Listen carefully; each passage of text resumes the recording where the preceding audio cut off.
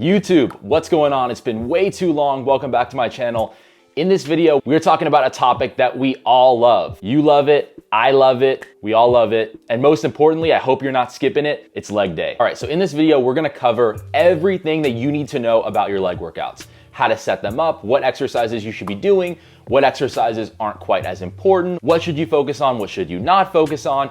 All of your questions about leg workouts are gonna be answered in this video. So stick around, make sure you watch the entire thing, and let's dive right into it.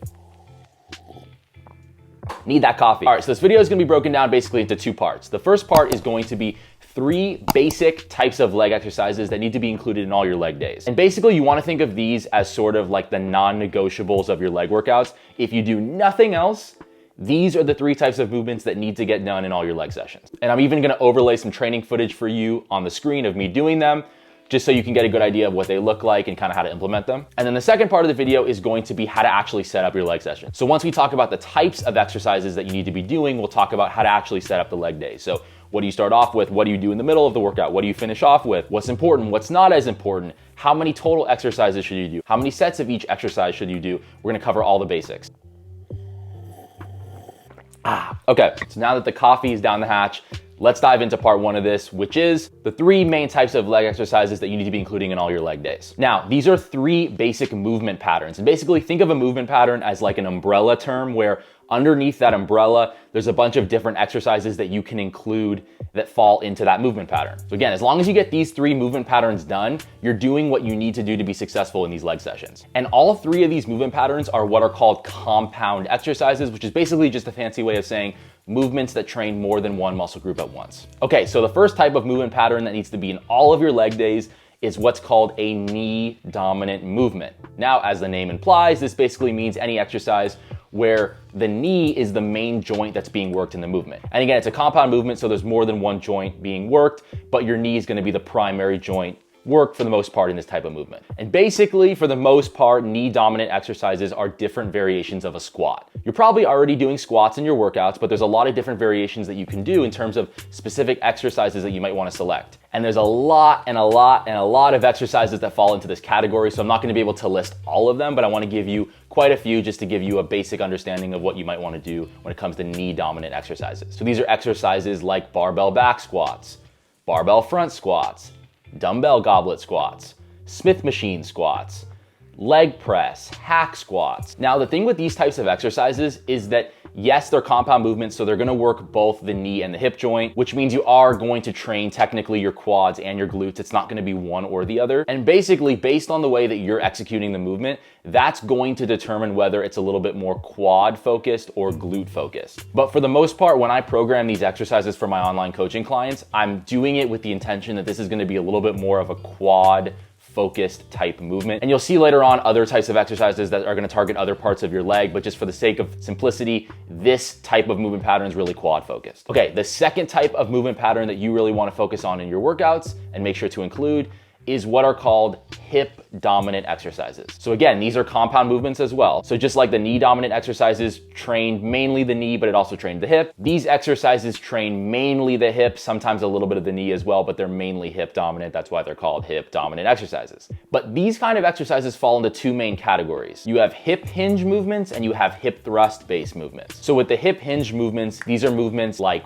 barbell Romanian deadlifts, dumbbell Romanian deadlifts, barbell stiff leg Romanian deadlifts, dumbbell stiff leg Romanian deadlifts, trap bar deadlifts, a lot of deadlifts. And that's what a hip hinge is, right? It's a movement where, as the name implies, you're basically just hinging at the hips, which means we're training mainly the glutes and hamstrings here in what's called their lengthened position, which basically means the hardest part of the movement is where your glutes and hamstrings are fully lengthened or fully stretched. And that's different than the second type of hip dominant exercise, which is a hip thrust movement. Because with the hip thrust movement, it's also hip dominant, but we're training the glutes in their shortened position, which is the opposite. This means the hardest part of the movement is where the glutes are fully shortened or fully squeezed. So these are movements like barbell hip thrusts, dumbbell hip thrusts, Smith machine hip thrusts, Smith machine glute bridges, single leg dumbbell hip thrusts, like a ton of different variations here as well. Now, in my coaching experience and what I kind of see in the gym is I find that when it comes to these hip dominant exercises, a lot of times people, especially women, tend to gravitate towards these hip thrust variations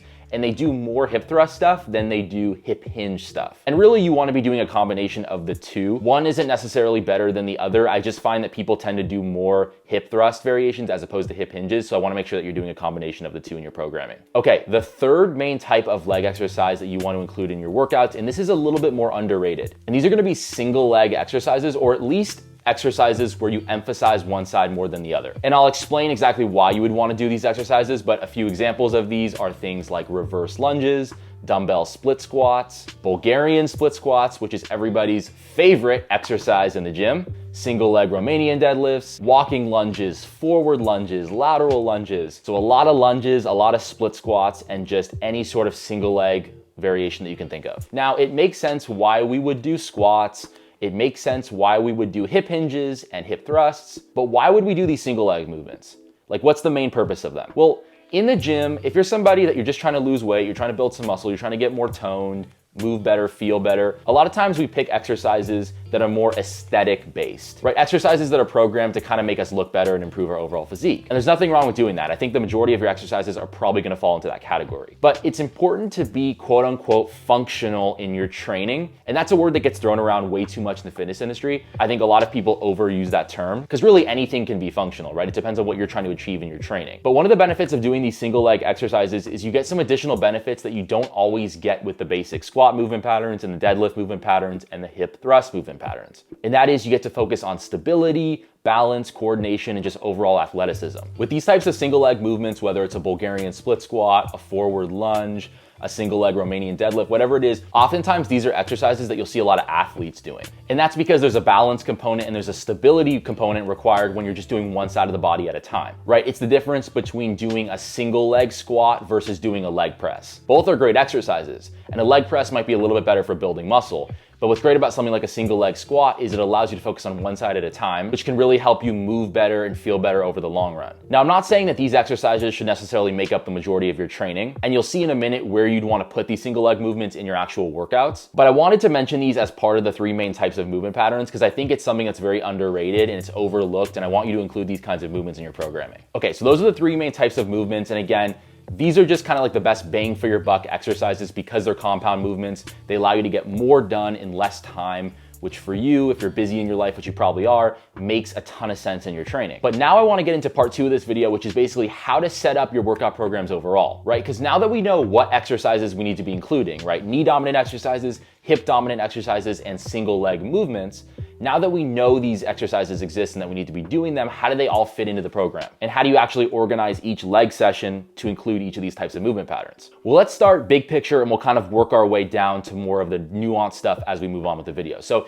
the first thing I want to mention is that I'm a big believer that most people should be training legs twice a week, and you should be spacing out those leg workouts. So for example, if you train legs on Monday, I wouldn't train legs again until roughly Thursday, just so you're giving yourself enough time in between to recover, both in terms of your muscles and your connective tissue, but also your overall central nervous system, so that you can not overtrain and be ready for the next workout. Because remember, it takes your muscles roughly like 48 to 72 hours to fully recover in between sessions. So you never want to train legs on Monday and then train them again on Tuesday. That's just a bad idea. You're asking for an injury. You're asking for decreased performance. So let's say you're following a 4 times a week program where you're training Monday, Tuesday, Thursday, Friday. And Monday and Thursday are 2 leg workouts. So we know that we're training legs twice a week. Well, since we talked about knee dominant exercises and hip dominant exercises, what you could do is you could have one of those leg workouts be a little bit more of a knee dominant day and the other one be a little bit more of a hip dominant day, which means one day is gonna be a little bit more quad focused and the other day is gonna be a little bit more glute and hamstring focused. And let's say you're somebody that you really wanna develop your glutes. What I would do is I'd have the first leg workout of the week be a glute and hamstring focused day. So let's say we focus a little bit more on hip dominant movements in that first leg workout on Monday. Another thing I'd consider when constructing your leg workouts is that the first workout of the day should pretty much always be for muscle groups that you really care about developing. So if you really wanna grow your glutes, make sure the first exercise of the day is a glute exercise. Make it hip dominant. So either it's going to be a deadlift variation or a hip thrust variation for the most part. And this is something you should always be thinking about when designing your workout programs, is whatever I care the most about developing, I wanna put that more towards the beginning of my sessions. Okay, so now that we have that background information kind of established, let's dive into how to actually set up each individual leg workout. And there are 3 types of movements that you would do in any sort of workout, right? You have compound movements, which we already talked about. you have accessory movements, and you have isolation movements. Accessory movements can also be compound movements, but they're kind of the exercises that you include more in the middle of your workout. They're not the primary exercises, but they're just used to get a little bit more volume in for the muscle groups that you care about developing. And then isolation exercises, what you do at the end of the workout, are more single joint movements like leg extensions and leg curls that train just one muscle at a time. So with leg extensions, you're doing your quads. With leg curls, you're doing your hamstrings. And you want to put those more towards the end of your workout because they don't require quite as much energy as these compound movements do. So depending on your skill level, I would start off the workout with 1 to 2 compound movements. And for the sake of simplicity, let's say you're doing 2 compounds. I'd have one of them be hip dominant and one of them be knee dominant. And whichever one you care more about, I'd put that first. So in this example where you really want to develop your glutes, I would have the first exercise of the day be a hip dominant movement. So let's say you start off with Smith machine hip thrusts. It's a hip dominant exercise. Okay, so that's the first compound, and because we're doing that first, now we're gonna move on to a knee dominant compound movement. So let's say we move on to a leg press with your feet a little bit lower on the platform to make it more knee dominant, to hit your quads a little bit more. So now we're 2 exercises in. We've done 2 compound movements. One was hip dominant, one was knee dominant. We've now trained our glutes and our hamstrings a little bit with the Romanian deadlift, and we've now trained our quads with the leg press. And remember, with these compound movements, you really want to focus on getting stronger on them over time. As long as you're doing more reps with the same weight and increasing the weight over an extended period of time,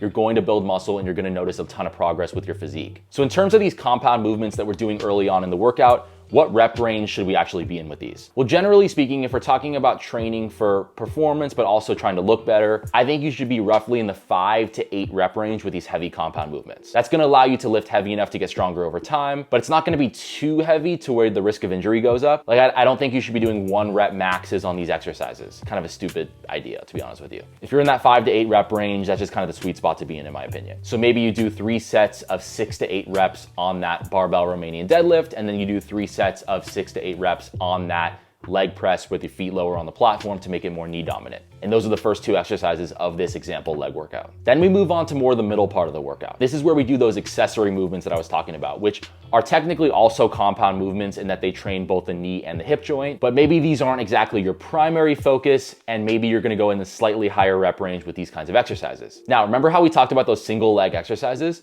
This is the part of the workout where I love programming the single leg movements. Because at this point, we've already done our heavy compounds. So now we can focus a little bit more on single leg stuff and work each side one at a time. So we started off with a hip dominant and then we went to a knee dominant. Now we can go back to a hip dominant and do a single leg movement. Let's include some Bulgarian split squats. Let's torture ourselves, because why not? And what you can do here is you can do 3 sets of, say, 8 to 10 reps on each side. And this is gonna allow us to get all those amazing benefits of doing a single leg movement while also picking a good exercise. I mean, Bulgarian split squats are not only great for athleticism, balance, coordination, but they're also just a really good exercise for developing your quads and your glutes from how most people do them, especially your glutes. Okay, now we're 3 exercises in, and by the way, this may not sound like a lot, but if you're training hard on these exercises, which you should be training close to failure, which by the way, if you don't know what that means, I can link to a video where I talk a little bit about training intensity. But if you're training hard on these movements, this shit is not gonna be easy, okay? You don't need to be doing tons and tons of exercises in all of your sessions in order for the workout to be effective. In fact, I'd make the argument that if you do fewer exercises, it's easier to focus on bringing more intensity to each and every exercise that you do. Okay, now that we're 3 exercises in, we can finish off with those isolation exercises that I was talking about earlier. These are those single joint movements like leg extensions and leg curls. In fact, we can just do those 2 exercises. So we can do 3 sets of leg extensions as the 4th exercise of the workout. And then the 5th exercise can be 3 sets of, let's say, lying leg curls. And with these kinds of exercises, you might want to train in a slightly higher rep range, nothing crazy though. So maybe the 10 to 12 rep range. So now we're 5 exercises in. We have the barbell Romanian deadlifts, then we have the leg press, then we have the Bulgarian split squats, then we have the leg extensions, then we have the leg curls. And by the way, you don't have to do 3 sets of every exercise. This is just one example that I'm giving here. If you're more of a beginner, you actually might want to do more like 2 sets, just because the more volume you do, the more taxing it can be on your body, and that's something you might want to build up to more over time. So you can do 2 sets of everything. And sometimes doing fewer sets allows you to bring more intensity to each set that you do and focus more on form. Now, the other thing I want to mention when it comes to constructing these leg workouts is ab training. Once in a while, someone will ask me a question like, do you do abs? When do you do abs? How do you include that in your workouts? I'm a big fan of including ab exercises on your leg workouts. And the reason for that is sometimes when you're doing full body workouts or upper body workouts, there's so many muscle groups to hit that it can be difficult to include abs at the end of the session just because you've already done so much with these other muscle groups. But with leg days, there's less overall muscle groups to hit. So it can be easier to include 1 to 2 ab exercises at the end of your sessions. So let's say you finish off with 3 sets of a Pallof press, for an ab exercise, which by the way, if you don't know what Pallof presses are, they're a great ab exercise. And if you want me to send you a link of the form video that I give my online coaching clients, I'd be happy to do that. And again, if you do decide to do ab workouts during your leg days, I would put them at the end of the sessions just so they don't interfere with those heavier compound movements that you're doing more towards the beginning of the session. So including that ab exercise, this particular leg workout would have 6 total exercises. Typically with leg workouts that I program for my online coaching clients, usually it's anywhere between roughly 4 to 7 exercises, and this particular one had 6. And really the amount of exercises that you do in any workout is going to depend on your current fitness level. If you're brand new to lifting weights, I'd do something like 4 exercises. If you're a little bit more experienced, maybe you can work up to 6 to 7 exercises. But remember, it's not so much about how many total exercises you do as much as it is the quality of each individual exercise you do and each individual set and each individual rep. I would much rather you do less overall sets, less overall exercises, but make each individual one count more rather than just throwing a bunch of random shit at the wall hoping it sticks. Because if you're doing 1 to 2 compound movements, 1 to 2 accessory exercises, and 1 to 2 isolation movements, and then maybe an ab exercise at the end of the session, that's plenty for a great leg workout. So there you have it. Hope this video helped, and hopefully this video gave you a really good understanding of kind of how to set up your leg workouts, what types of exercises to include, and just how to structure things. And remember, the information that I gave in this video is very, very general. The way that you would specifically set things up for your leg workout is going to be unique to where you are in your fitness journey. But one of the main things that I want you to take away from this video is that those knee dominant, hip dominant, and single leg exercises are 3 types of movements that pretty much everybody should be including in their leg sessions, whether you're a beginner or whether you're more advanced. So hope this video helped. If it did, make sure to hit that like button and subscribe for more videos like this. I want to start pumping out more YouTube videos for you guys. And I will talk to you in the next video. Have a good one. Peace.